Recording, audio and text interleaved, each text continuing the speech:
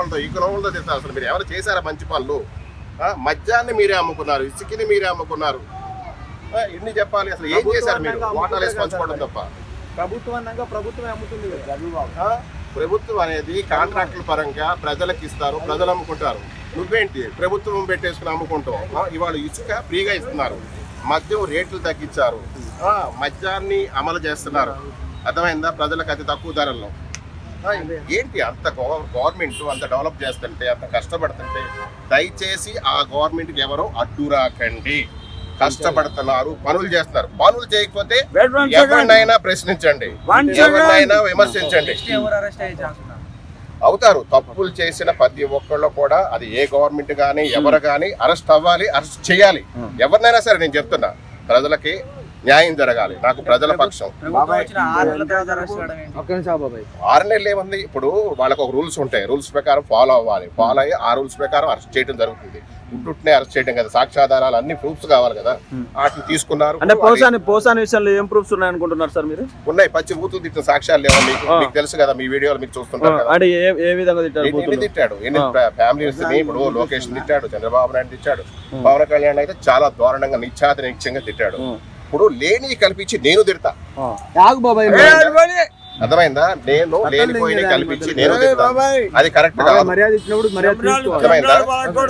అది మీరేంటంటే లేనిపోయినవన్నీ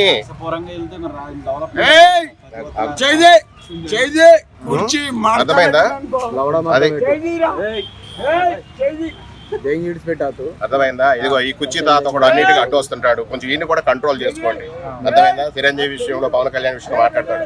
ఇప్పుడు మంచోళ్ళు లేరు, మంచోళ్ళు లేనప్పుడు మంచి పనులు చేస్తున్నప్పుడు వాళ్ళకి మనం ప్రోత్సహించాలి, సపోర్ట్ చేయాలి. ఎవరైనా సరే.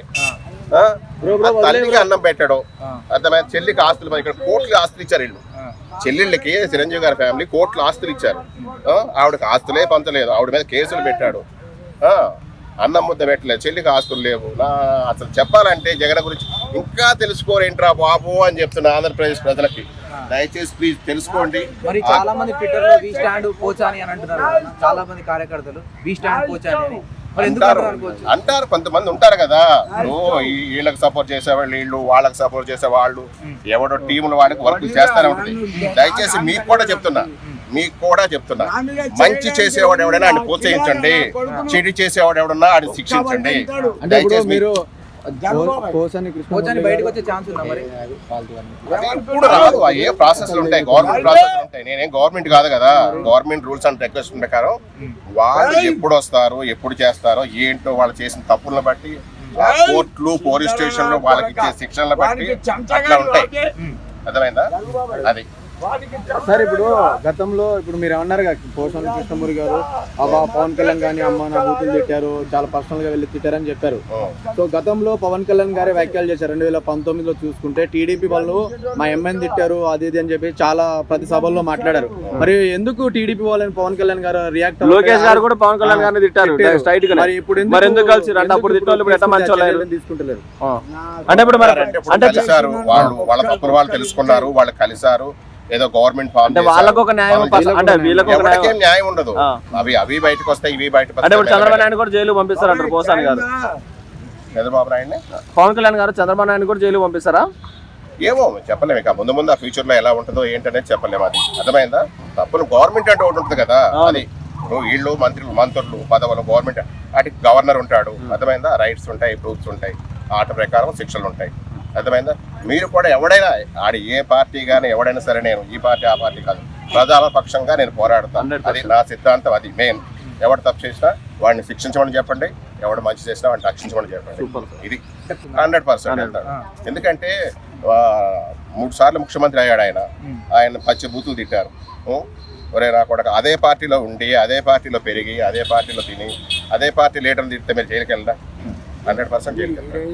మంచిగా బతుకు, మంచి చేయి. అర్థమైందా? మంచి చేయి, చేయొద్దు. అరే నువ్వు లొల్లిలో చేస్తుంటే తాత అంటే నీకు మంచి నేమ్ ఉంది స్టేట్ లో 2 స్టేట్ లో కూడా మంచి నేమ్ ఉంది నీకు. ఆ స్టేట్ లో ఆ పేరు నిలబెట్టుకో. నీ పాట ఒక సినిమా చరిత్ర సృష్టించింది. అర్థమైందా? మహేష్ బాబుది మంచి అనిపించుకో. చిరంజీవి కాదు, ఎన్టీఆర్ కాదు, వాళ్ళు మనకు పెట్టరు. మన బతుకులు మనవే. ఏ రాజకీయాలు వచ్చినా ఏ రాజ్యాంగాలు వచ్చినా మన బతుకులు మనవే. అర్థమైందా? నువ్వు నీ బతుకులు బతుకు అంతే. అర్థమైందా? అది. ఓకే? చండి రారా.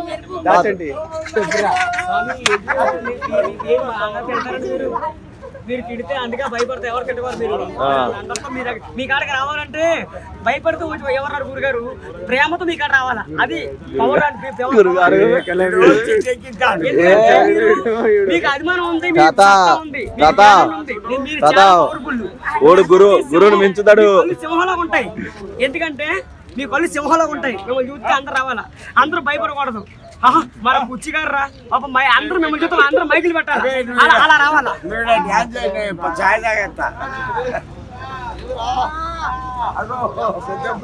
పెద్ద పుల్లి అది పెద్ద పంది మీద పడితే బొక్కలు